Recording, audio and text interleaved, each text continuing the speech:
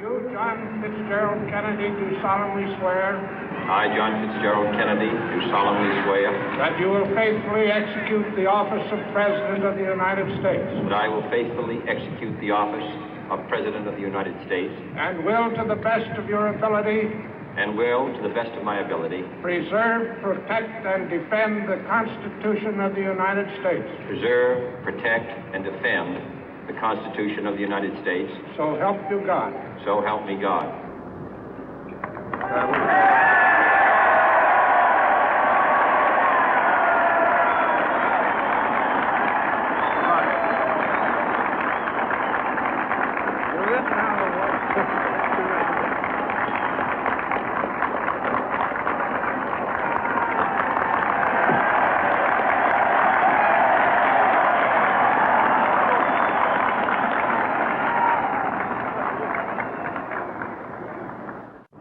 Vice President Johnson, Mr. Speaker, Mr. Chief Justice, President Eisenhower, Vice President Nixon, President Truman, Reverend clergy, fellow citizens.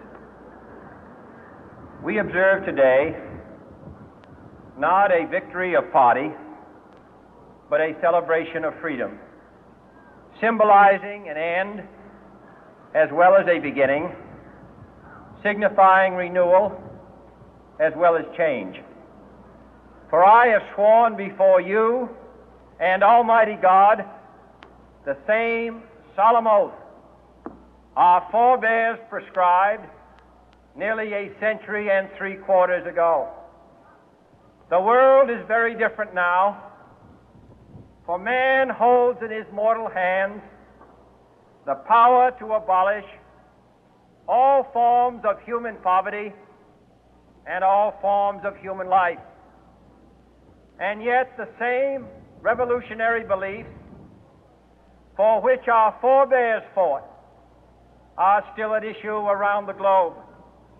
The belief that the rights of man come not from the generosity of the state, but from the hand of God. We dare not forget today that we are the heirs of that first revolution. Let the word go forth from this time and place to friend and foe alike that the torch has been passed to a new generation of Americans born in this century, tempered by war, disciplined by a hard and bitter peace, proud of our ancient heritage, and unwilling to witness or permit the slow undoing of those human rights to which this nation has always been committed and to which we are committed today at home and around the world.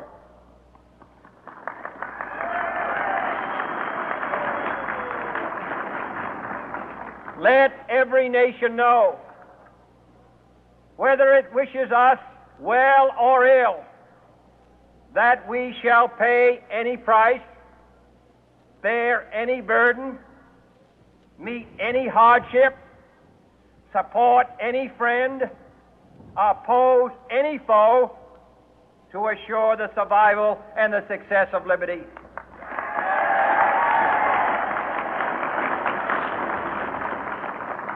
This much we pledge and more. To those old allies whose cultural and spiritual origins we share, we pledge the loyalty of faithful friends.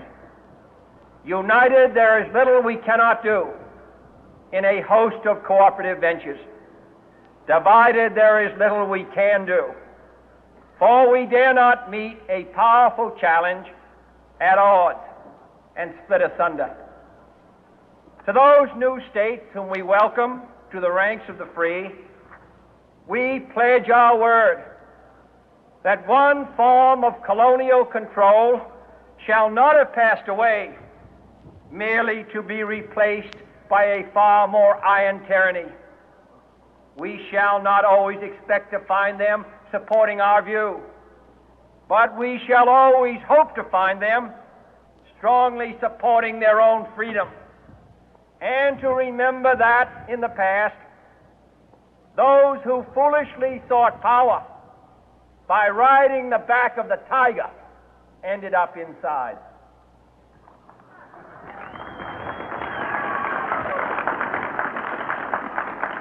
To those people in the huts and villages of half the globe struggling to break the bonds of mass misery, we pledge our best efforts to help them help themselves for whatever period is required, not because the communists may be doing it, not because we seek their votes, but because it is right. If a free society cannot help the many who are poor, it cannot save the few who are rich.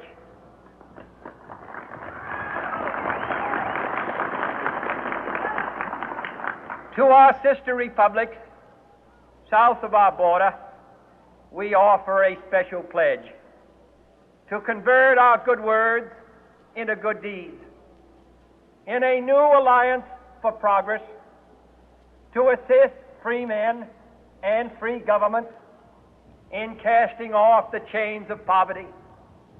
But this peaceful revolution of hope cannot become the prey of hostile powers. Let all our neighbors know that we shall join with them to oppose aggression or subversion anywhere in the Americas. And let every other power know that this hemisphere intends to remain the master of its own house.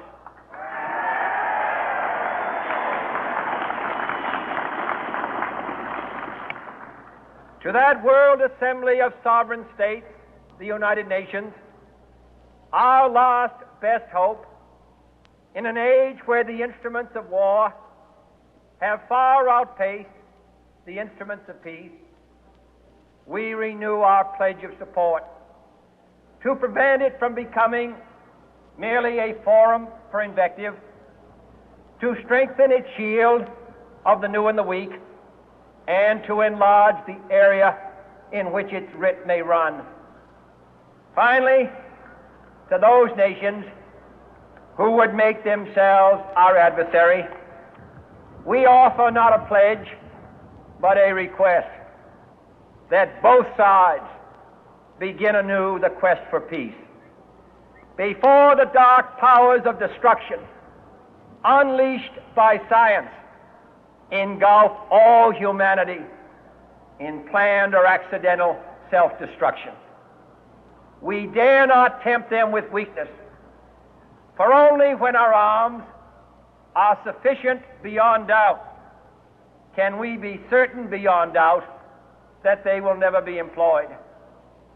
But neither can two great and powerful groups of nations take comfort from our present course, both sides overburdened by the cost of modern weapons, both rightly alarmed by the steady spread of the deadly atom, yet both racing to alter that uncertain balance of terror that stays the hand of mankind's final war. So let us begin anew, remembering on both sides that civility is not a sign of weakness, and sincerity is always subject to proof. Let us never negotiate out of fear, but let us never fear to negotiate.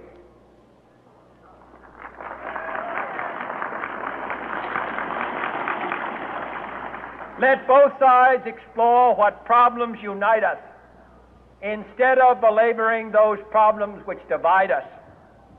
Let both sides, for the first time, formulate serious and precise proposals for the inspection and control of arms, and bring the absolute power to destroy other nations under the absolute control of all nations.